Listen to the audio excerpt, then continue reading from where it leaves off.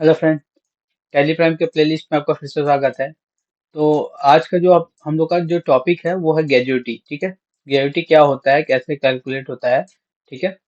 तो last video में जैसे कि मैंने समझाया था कि बोनस क्या होता है, कैसे कैलकुलेट होता है। ठीक है। तो आज हम लोग समझेंगे ग्रेजुइटी के बारे में। तो ग्रेजुइटी कैलकुलेट करने से पहले एक बार समझ लेते हैं ग्रेजुइटी होता क्या है और कैसे कैलकुलेट होता है। ठीक है। तो हम लोग आते हैं एक बार गूगल में। ठीक है।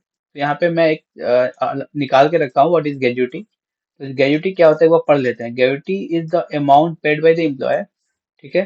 For the services rendered by an employee during their employment period. ठीक है। According to the law, employees have the right to avail gratuity after working in an organization for 5 continuous years. Generally, it is paid during retirement, but can also be paid during their active employment year। ठीक है। इसका मतलब ये हुआ कि ग्रेजुइटी कौन paid करता है? एम्प्लॉयर। कब पेड करता है? अ, जब किसी एम्प्लॉय का एक ही कंपनी में कंटिन्यूअस 5 ईयर्स कंप्लीट हो जाता है उसके बाद। अब ये हो सकता है कि उसका रिटायरमेंट के बाद ग्रेजुइटी दिया जाए, या तो फिर 5 ईयर्स कंप्लीट हो गया, या तो फिर 6 ईयर्स में उसको टर्मिनेट कर दिया गया, या तो फिर किसी कारण से वो छोड़ दिया। ठीक है। उस केस में भी आपको जब छोड़ेगा उसके बाद आपको ग्रेजुइटी दे दिया जाता है। ठीक है। ये कब आया था ग्रेजुइटी? ये आया था 1972 में और पास हुआ था 1972 में ही। ठीक है। कहाँ का अप्लाई होता है? तो factories, oil field, mines, railway, port और बाकी सब जगह अप्लाई होता है। और जो नॉर्मल ऑफिसेस होते हैं जहाँ पे एक साल में अगर 10 एम्प्लॉय काम करता है तो उस जगह पे भी ये अप्लाई होता है। ठीक है। और एनी अदर किसी और ऑफिसेस में अगर 10 और उससे भी ज्यादा होता है वहां पे भी अप्लाई होता है। मतलब जो शॉप एंड एस्टेब्लिशमेंट एक्ट में पड़ता है उनमें भी सेम केस है। 10 एम्प्लॉय अगर एक साल में होता है तो अप्लाई होगा ग्रेजुइटी एक्ट। और अगर वो किसी शॉप और एस्टेब्लिशमेंट पे अगर नहीं भी पढ़ते हैं फिर भी उनके ऊपर अप्लाई होगा ये चीज। ठीक है। तो इसका कैलकुलेशन कैसे होता है? ठीक है, एक बार देख लेते हैं। इसका कैलकुलेशन मैं यहाँ नहीं, अलग से मैं आपको समझा दे रहा हूँ कैसे होता है यहाँ पे एक्सेल में। तो इसका कैलकुलेशन ऐसे होता है कि पहले तो देखा जाता है नंबर ऑफ डे। लाइक अगर किसी एम्प्लॉय का 5 साल कंप्लीट हो गया, पकड़ के रहते हैं कि इसी एम्प्लॉय का 5 ईयर्स कंप्लीट हो गया। ठीक है। अब इसका कैलकुलेशन कैसे होता है? तो ग्रेजुइटी कैलकुलेट होता है आपका बेसिक और डीए के ऊपर। ठीक है। तो लास्ट जॉन सैलरी मैं पकड़ के रखता हूँ इस एम्प्लॉय का। जैसे विकास मिश्रा जो एम्प्लॉय है उसका बेसिक और डीए लास्ट जो सैलरी था 5 साल के बाद, मतलब 5 साल हो गया 60 मंथ। तो 61 मंथ जो है उसमें इनका जो सैलरी है उनका बेसिक सैलरी है वो है ये और ये। तो पहले इन दोनों को प्लस किया जाता है। ठीक है। मतलब 61 मंथ में जो इनको सैलरी मिलेगा उसका जो लास्ट सैलरी है वो यहाँ पे कैलकुलेट होगा। ठीक है। तो ये आया 8625। अब कैलकुलेशन किस पे होता है? पहला चीज है कि नंबर ऑफ डेज मंथ में कितना पकड़ा जाता है? 26 डे पकड़ा जाता है। ठीक है। और उस 26 डे में से सिर्फ 15 डे के ऊपर ही ग्रेजुइटी कैलकुलेट होता है। ठीक है। तो इनका कैसे कैलकुलेशन होता है मैं दिखा देता हूँ। पहले क्या लिया जाता है कि नंबर ऑफ डेज इनटू, ये फार्मूला है, number of days into basic plus GA into into क्या आता है 5 ईयर्स। मतलब 5 साल तक काम किए ये 5 ईयर्स। तो यहाँ पे कितना आया? देखिए मेरे साथ, तो यहाँ पे कितना आया? नहीं रहा क्यों? हाँ, ये अमाउंट आया 6,46,875। और इसको डिवाइड कर दिया जाता है 26 से। ठीक है। यहाँ पे दिखा देते हैं मैं आपको। इसका जो फार्मूला मैं दिखा देता हूँ यहाँ पे क्या है। ये रहा इसका formula 15 days into basic plus DA into 5। ठीक है। ये एक्चुअल फार्मूला है। ठीक है।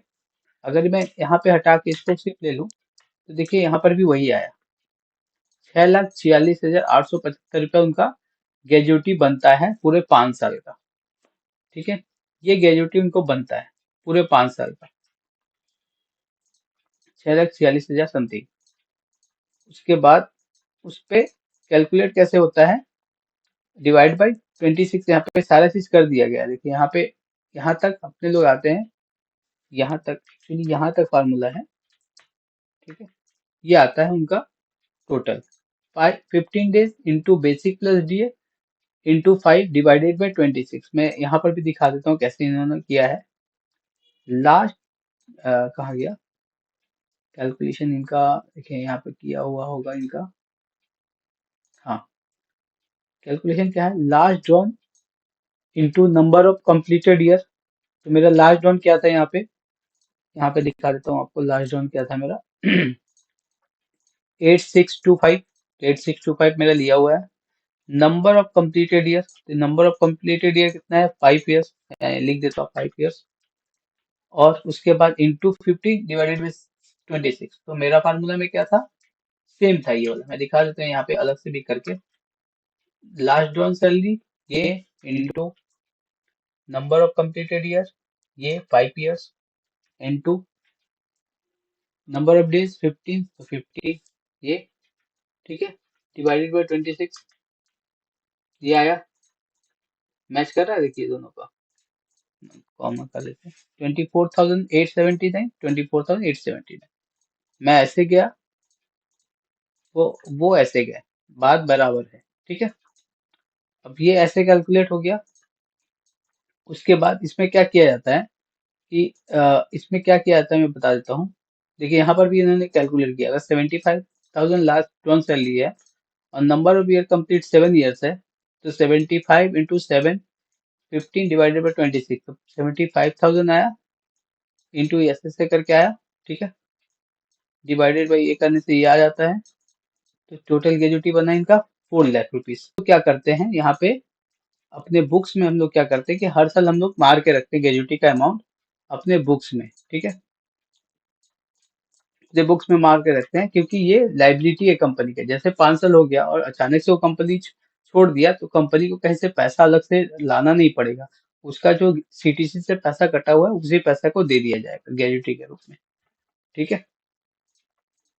तो ये फार्मूला देखिए, अब ये क्या किया हम लोगों ने कि पहले ये सब कैलकुलेट की कर दिया, उसके बाद डिवाइड 5 किया, फिर उसके बाद 12 मंथ से डिवाइड कर दिया। तो हर मंथ का निकल आया 414.66, ठीक है। तो इसका एंट्री हम लोग कैसे करेंगे, टैली में दिखा देते हैं आपको। अच्छा, फिर हम लोग आ गया टैली में। तो टैली में हम लोग जाते हैं पहले अल्टर में। अल्टर में जाके पेहेड क्रिएट करेंगे। क्या क्रिएट करेंगे, ग्रेजुटी का, ठीक है, GRATUITY ग्रेजुटी। यहाँ पे रखेंगे ग्रेजुटी अंडर पेहेड में। अच्छा, यहाँ पे पूछ रहा है gratuity day of a month कितना होगा, तो 26 डे। 6 नंबर ऑफ मंथ होगा 1 मंथ से 60 मंथ तक 0, मतलब 5 साल होने के बाद ही ग्रेजुटी मिलेगा। 61 से 120 मतलब 5 से 10 साल के बीच 15 दिन का ग्रेजुटी मिलेगा, पर मंथ के हिसाब से कैलकुलेट होगा। और 10 साल के बाद भी आपको 15 दिन के हिसाब से ही कैलकुलेट होगा, ठीक है। एक्सेप्ट कर लीजिए। कंपनी का ये क्या है, एक करेंट लायबिलिटी है, देना पड़ता है, इसको यस कीजिए। यहाँ पे देखिए ग्रेजुटी में क्या डाला हुआ है, income tax component gratuity tax calculation basis on actual deduction deduct TDS across period no, ठीक है। तो एक्सेप्ट कर लीजिए, हो गया ग्रेजुटी का पेहेड बन गया। सॉरी, ये जाना पड़ेगा फिर से अल्टर में। और अल्टर में जाने के बाद आपको क्या करना है, जो पेहेड हम लोग बनाए हैं बेसिक का, उसमें आपको यहाँ पे ऐड करना पड़ेगा। यहाँ पे देखिए पूछ रहा है यूज फॉर कैलकुलेशन ऑफ, अभी ये नो रहेगा आपका, ठीक है, ये नो रहता है, ठीक है। तो इसको आपको यस कर देना है, use for calculation of gratuity. Basic के ऊपर ग्रेजुटी कैलकुलेट होता है, यस, तो आपको यस करना होगा। और डियरेंस अलाउंस में भी आपको यहाँ पे नो रहेगा, ठीक है, ये आपको यस करना होगा, क्योंकि बेसिक और डियरेंस अलाउंस के ऊपर ग्रेजुटी कैलकुलेट होता है। हो गया, ये दो चीज मैंने सिलेक्ट कर लिया, ठीक है। अब क्या करना पड़ेगा, इम्प्लॉय में जाना है और इम्प्लॉय में जाके इसको ऐड करना पड़ेगा ग्रेजुटी। यहाँ नीचे जाइए, बोनस के बाद ग्रेजुटी को ऐड कर दीजिए, ठीक है। एंड एक्सेप्ट एक्सेप्ट, ठीक है। अविनाश पांडे में जाइए, यहाँ पर भी सिमिलर ग्रेजुटी को ऐड कर दीजिए, ठीक, हो गया। अब आपको अलग से कोई एंट्री नहीं मारना पड़ेगा यहाँ पेरोल में जाके, ठीक है। आपको जिस जाना कहाँ पे है, डिस्प्ले, पेरोल रिपोर्ट, स्टेटरी रिपोर्ट, यहाँ पे और यहाँ पे जाने के बाद ग्रेजुटी में जाना है। ग्रेजुटी देखिए टैब है अलग से, पेंटर मारिए। अगस्त मंथ का मैंने ये किया है, तो अगस्त मंथ का देखिए यहाँ पे आ गया ग्रेजुटी इनका। टोटल ये सैलरी बन रहा था दोनों का, देखिए मेरा कैलकुलेशन के हिसाब से मैच कर रहा है उनका। 8625 और ग्रेजुटी कितना बना, ठीक है, ग्रेजुटी कितना बन रहा है इस फार्मूला के हिसाब से, ये रहा। कहाँ गया भाई, अच्छा इसको डालना पड़ेगा ऊपर, फार्मूला मैंने चेंज किया था ये वाला। 414.66, 414.64 एक ही बात है, ठीक है। इनका 870 रुपया आ रहा है तो 870 रुपया लिख रहा है, ठीक है। बट अभी जो फार्मूला मैंने यहाँ पे हटा दिया था ना डिवाइड करके, यहाँ से यहाँ तक का, तो कितना आ रहा था मेरा 24, इनका कितना आएगा 52, ठीक है। अविनाश पांडे का 52 और मेरा 24। तो मैं अभी से यहाँ से मैं 5 साल आगे जाता हूँ, ठीक है। अभी 1/8/23 है, मैं यहाँ क्या कर देता हूँ कि 1/8/23 को कर देता हूँ 31/8/28, ठीक है। 23 के बाद 24, 25, 26, 27, 28, 5 साल आगे चला गया मैं। अब देखिए कितना है यहाँ पे ग्रेजुटी बना अभी 5 साल के बाद, 248794, 248749। इनका बना 52247, 52247 मैच कर रहा है। तो 5 साल जब हो जाएगा तो ये कैलकुलेशन ऐसे ऐड होता रहेगा, ठीक है। इसीलिए मैंने यहाँ पे डिवाइड कर दिया, क्योंकि हर मंथ मैं ग्रेजुटी का लाइबिलिटी क्रिएट करके रखूँ अपने अपने बुक्स में, ताकि अगर 5 साल के बाद ये एम्प्लॉय छोड़ के चला जाए तो उसका ग्रेजुटी एक बार में पेमेंट हो जाए, ठीक है। कंपनी के ऊपर बहुत बड़ा बर्डन ना आए, ठीक है, एक बार में। इसीलिए ग्रेजुटी को क्रिएट करके रखते हैं हर मंथ, मैंने प्रोविजन बना के रखते हैं हर मंथ में, ठीक है। तो ऐसे ग्रेजुटी का एंट्री होता है, समझ गए। तो ये ग्रेजुटी का टॉपिक था। नेक्स्ट वीडियो में हम लोग देखेंगे कि थोड़ा इनकम टैक्स के बारे में पढ़ेंगे, ठीक है, कि इनकम टैक्स के हिसाब से टीडीएस क्या काटना पड़ता है, ठीक है।